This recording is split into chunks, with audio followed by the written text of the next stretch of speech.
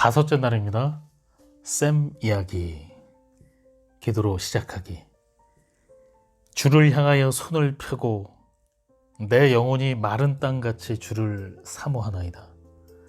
시편 143편 6절. 아버지, 당신을 더욱 알고 싶습니다. 제 마음의 모든 부분을 채워주세요.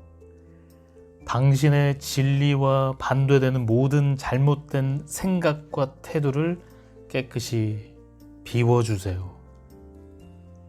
당신이 저를 아주 귀중한 존재로 여기신다는 진리로 채워주세요. 저를 자유롭게 해줄 진리가 제 안에 가득 차기를 원합니다. 외울 말씀. 너희가 나를 택한 것이 아니요 내가 너희를 택하여 세웠나니 이는 너희로 가서 열매를 맺게 하고. 요한복음 15장 16절. 희생. 레위가 룻의 신부 대금을 마련하는 동안 룻은 바로 그날 자신을 위해 엄청난 희생이 치러지고 있다는 사실을 모른 채 집에 있었다. 룻은 레위를 사랑했다. 그녀가 부엌 일을 도울 때 레위가 자신의 손등을 가볍게 쓰다듬는 것이나 자신을 바라보던 눈길을 떠올릴 때면 레위도 어쩌면 자신을 사랑할지도 모른다는 생각이 들었다. 언젠가는 그의 마음을 확실히 알게 되리라고 믿었다. 그러나 레위와 실제로 대화를 해본 지는 꽤 오래되었다. 둘의 관계가 발전하고 있다는 생각은 혼자만의 착각일 수도 있었다. 어쩌면 레위는 그녀에게 아무 감정도 없을지도 몰랐다. 룻은 요한나의 부엌에 있는 큰 사탕 항아리 옆에 앉아서 아픈 마음을 달래려고 별 생각 없이 사탕을 우적우적 깨물어 먹고 있었다. 그녀는 결국 사랑하는 사람에게 버림받을 것이다. 그녀의 엄마와 아빠도 그녀를 혼자 두고 떠났다. 레위도 그럴 것이다. 그녀는 또다시 그렇게 되리라고 예상했다. 그 일이 일어나는 것은 단지 시간 문제였다. 그래서 룻은 자신이 사랑하는 사람이 고통스럽게 사랑의 시련을 겪는 동안 배가 아플 때까지 계속 먹고만 있었다. 자기 몸을 어떻게 하든 누가 뭐라고 하겠는가. 그때 룻이 베냐민의 마음을 헤아릴 수만 있었다면, 레위가 어떤 생각을 하고 있었는지 알았다면 얼마나 좋았을까. 너희 몸으로 하나님께 영광을 돌리라. 고린도전서 6장 20절은 값으로 산 것이 되었으니 그런즉 너희 몸으로 하나님께 영광을 돌리라고 말한다. 확대 번역 성경은 이 구절을 이렇게 번역했다. 하나님은 값을 치르고 당신을 사셨습니다. 매우 귀중한 것으로 사신 바 되었고 그 값을 치르셔서 자신의 것으로 삼으셨습니다. 예수님이 우리를 위해 치르신 믿을 수 없는 이 큰 희생에 어떻게 반응해야 할까? 우리의 몸으로 하나님께 영광을 돌리는 것이 마땅하다. 당신이 이 말씀에 어떻게 반응할지 나는 모른다. 그러나 나는 이 말씀을 읽으면 몸으로 그분께 순종하고 그분을 사랑하며 섬기고 싶어진다. 나는 요즘 내 몸이 정상적으로 정확하게 움직이고 기능하려면 내 몸에 깨끗한 음식과 물이 필요하다는 것을 깊이 깨달았다. 그래서 최근에는 깨끗한 물을 많이 마시고 있다. 이런 작은 일부터 시작하는 것이 좋다. 나는 종종 이렇게 말한다. 주님, 제 몸으로 당신을 영화롭게 하고 싶습니다. 어떻게 하면 제 몸을 가장 효과적으로 움직이고 기능하게 해서 주님이 제게 명하신 모든 일을 할 수 있을까요? 당신은 제 목숨을 위해 엄청난 대가를 치르셨어요. 저는 물을 더 많이 마시는 것부터 시작할 수 있어요. 몸으로 하나님을 영화롭게 하기 위해 그분이 당신에게 어떤 일을 하게 하실지 나는 모른다. 그러나 그분은 분명 우리 모두에게 임무를 주실 것이다. 그 일을 해낸다면 당신은 복을 받을 것이다. 매일 그분께 여쭈어보라. 주님, 오늘 당신의 계획 가운데 제가 감당해야 할 것은 무엇인가요? 그리스도와 내가 맺은 언약을 생각하며 성경을 읽는데 갑자기 이 말씀이 떠올랐다. 그 후로도 계속 이 말씀이 머릿속에 맴돌았다. 나의 천국 신랑은 엄청난 비용을 들여서 나를 사셨다. 이제 나는 완전히 그분께 속했다. 그러므로 내 삶에서 다른 모든 것은 부차적인 것이 되어야 한다. 당신도 나와 비슷한가? 주변에 있는 모든 사람에게 인정받기를 갈망하는가? 친구들에게? 남편에게? 시부모님에게? 당신이 속한 공동체의 여성들에게? 상사에게? 자녀들에게? 부모님에게 인정받고 싶은가? 그동안 인정받기 위해 기꺼이 타협해 왔던 것은 무엇인가? 당신은 이제 택함받고 값을 주고 사신 바 된 신부로서 고귀한 지위를 누릴 준비가 되어 있는가? 우리를 위해 피 흘리신 그 위대한 희생적인 사랑에 대해 우리는 얼마나 무지했는가? 당신이 자신을 사랑하는 것이 그토록 힘들다면 다른 무엇보다 예수님의 희생적인 사랑을 살펴보고 자신의 가치를 발견하라. 마땅히 당신을 가장 많이 사랑해야 할 바로 그 사람들이 당신을 사랑하지 않는다고 느껴지면 마음을 열고 천국 신랑의 가슴에서 흘러나오는 사랑을 받아들이라. 다른 누구도, 심지어 예수님조차도 사랑하기 힘들다면 당신은 그분으로 말미암아 창조되었고 그분께 택함 받았을 뿐만 아니라 당신을 신부로 삼기 위해 그분이 엄청난 대가를 치르셨다는 사실을 기억해야 한다. 그동안 우리가 믿었던 마음속에 거짓말이 있다. 너는 무가치한 사람이야. 넌 열등한 존재야. 넌 어떤 일도 제대로 해내지 못할 거야. 자, 네가 얼마나 실패자인지 한번 봐. 내가 무슨 짓을 저질렀는지 생각해봐. 내가 그동안 실패한 일들을 떠올려봐. 내가 듣는 이런 비난의 말들이 당신에게도 들리는가? 이때 우리는 다이어트를 성공하지 못한 것, 예산에 맞추어 살지 못한 것, 아내, 엄마, 친구의 역할을 제대로 해내지 못한 것 등에만 초점을 맞출 수 있다. 아니면 주님이 우리의 마음을 진리로 회복시키도록 내어드릴 수도 있다. 그동안 겪은 실수와 실패는 우리의 본래 모습이 아니다. 그런 것들은 우리의 정체성을 형성하지 않는다. 우리는 우리를 위해 모든 죄에 대한 대가를 온전히 치르신 그리스도의 신부다. 이제 우리는 거리낌 없이 우리가 하는 모든 것으로 하나님을 영화롭게 할 수 있다. 그것은 하나님을 기쁘게 해드리기 위해 애쓰는 것과는 다른 문제다. 우리는 이미 그분을 기쁘게 해드리는 존재다. 그분의 보혈이 우리 위에 뿌려졌기 때문이다. 그러므로 그분을 섬기는 것은 멋진 일이다. 우리는 예수님의 보혈로 구원받았다. 그분이 우리가 진 빚을 다 갚으셨다. 하나도 남김없이 모든 값을 치르셨다. 우리가 갚지 못한 빚이 완전히 청산되었다. 우리가 한 어떤 행동도 예수님이 우리를 사신 것을 취소할 수 없다. 우리가 아무리 멀리 떠났다 해도 그분의 사랑이 닿지 못할 곳은 없다. 예수님은 우리를 위해 그 모든 것을 지불하셨다. 그분이 우리를 택하셨고 사랑하셨기 때문이다.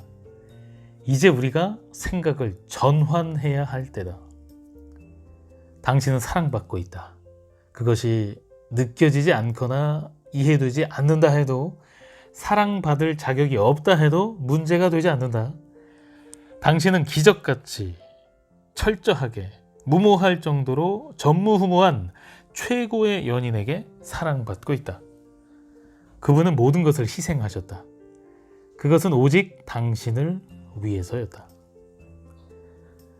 이 질문은 중요하다. 누가 현숙한 여인을 찾아 얻겠는가? 나는 모른다. 그런 여인을 본 적도 없다. 나는 거울에 비친 내 모습을 보고 아니야, 여기에는 없어 라고 외친다. 하지만 놀랍게도 주님은 나는 그녀를 찾았다. 나의 아름답고 사랑스럽고 현숙한 신부를 찾았다 라고 말씀하신다. 하지만 주님, 제가 방금 한 일을 아신다면 저에 대해 그렇게 말씀하지 않으셨을 거예요. 그러면 이렇게 말씀하시는 그분의 음성이 들린다. 드니스, 나는 네가 한 행동을 보고 있지 않아. 내 행위도 보고 있지 않아. 너는 내가 택하고 값을 치르고 산 나의 신부란다. 너의 죄가 내 피로 씻겨졌어. 너는 이제 내가 너를 위해 흘린 루비만큼 붉은 피보다 훨씬 큰 가치가 있는 존재란다. 잠언 31장 10절부터 31절을 누가 썼는지 아는가? 성경에는 르무엘 왕이라고 기록돼 있다. 얼마 전 우리 교회의 에드 영 목사님은 르무엘이 솔로몬 왕의 애칭이었다는 사실을 가르쳐 주었다. 솔로몬의 어머니는 현숙한 여인의 특성을 그에게 가르쳤다. 솔로몬의 어머니가 누구인지 아는가? 밧세바다. 옥상에서 목욕하는 모습 때문에 다윗 왕의 마음을 정욕으로 불타오르게 했던 바로 그 밧세바 말이다. 상상할 수 있는가? 어떻게 다른 사람도 아닌 밧세바가 솔로몬에게 현숙한 여인의 특성을 가르치려는 마음이 들었을까? 밧세바라는 이름은 아직도 간음의 대명사가 아닌가? 누가 현숙한 여인을 찾아 얻겠느냐? 라는 10절의 질문이 밧세바의 마음속에서 메아리가 되어 울려 퍼졌던 것처럼 분명 우리 마음에도 울려 퍼지고 있다. 맞아요, 주님. 누가 현숙한 여인을 찾아 얻겠습니까? 그게 누구든 나는 아니라는 것만은 확실하다. 누가 현숙한 여인을 찾아 얻겠느냐? 밧세바는 이렇게 질문할 수 있었다. 그의 값은 진주보다 더하니라. 그녀가 다음과 같이 말했을 것이라고 상상할 수 있다. 솔로몬, 내 아버지와 나는 간음을 저질렀어. 하지만 제단에서 흘러나오는 붉은 피로 우리의 모든 죄가 정결하게 되었고 우리를 순결하게 만들어 주었단다. 그녀는 갈보리 사건을 알지 못했지만 성전 제단에 희생 제물로 바쳐진 동물의 피에 대해서는 알고 있었다.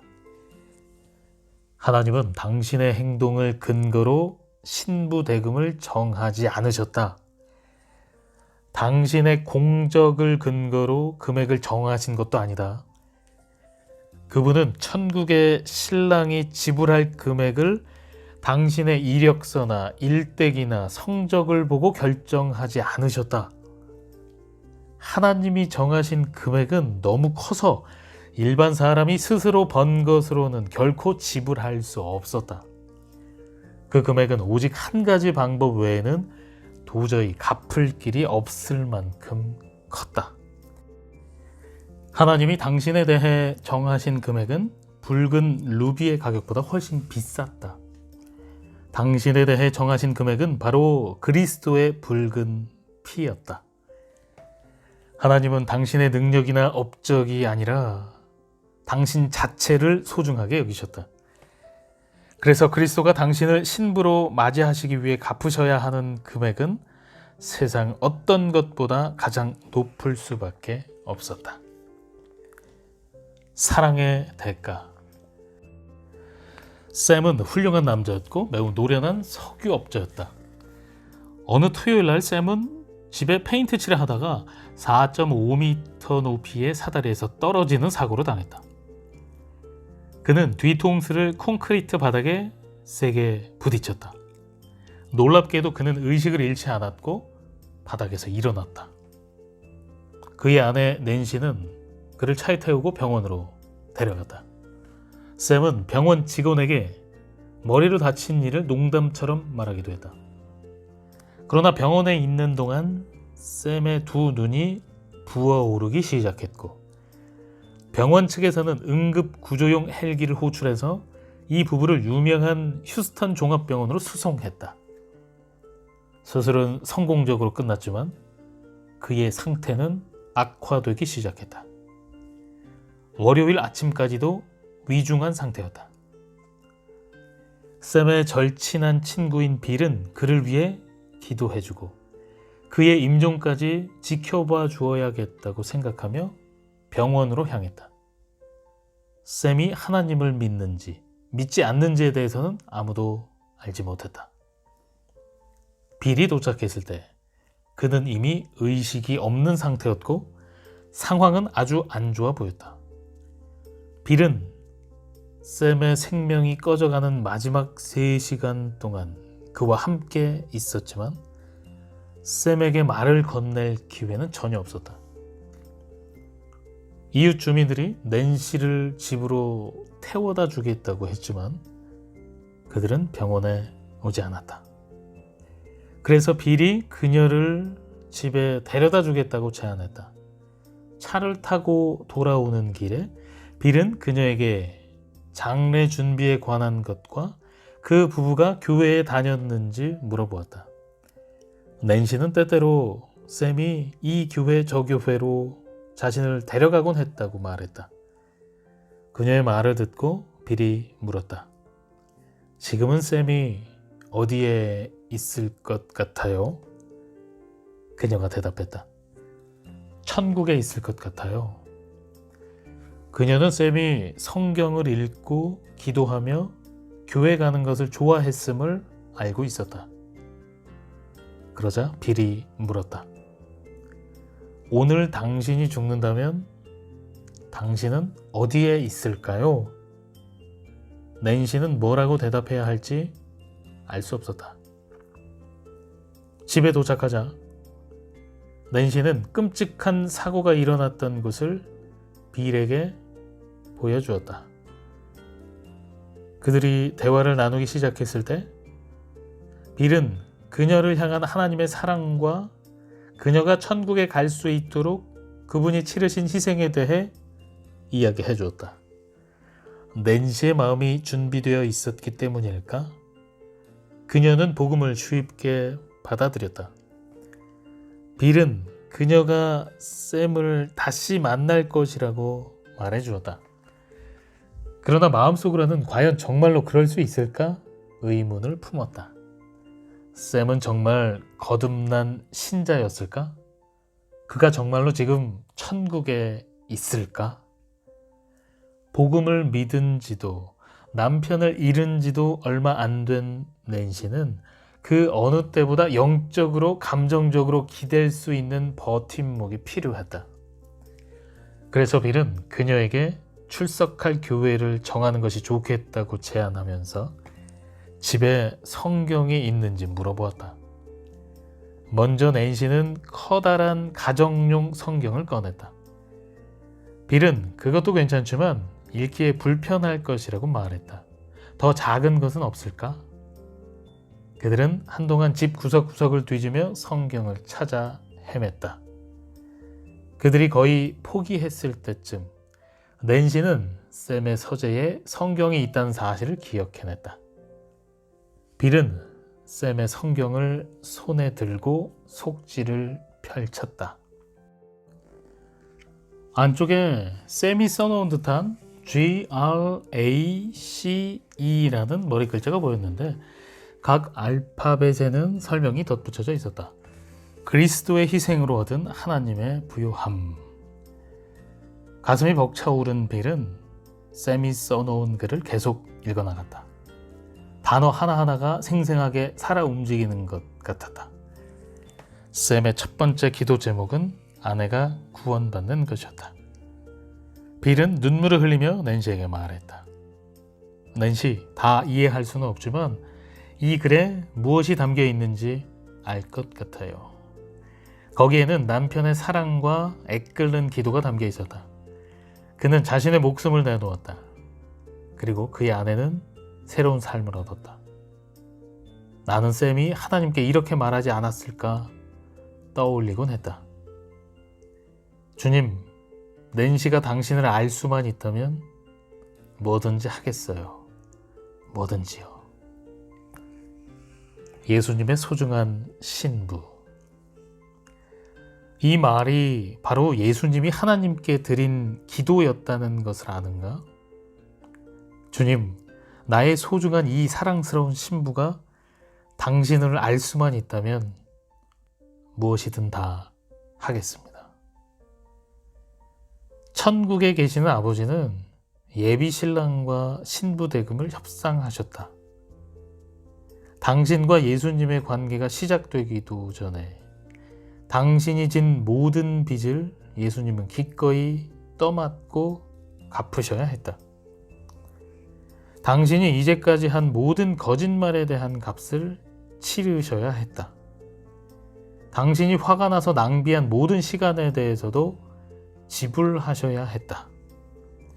모든 반역 행위에 대해서도 지불하셔야 했다.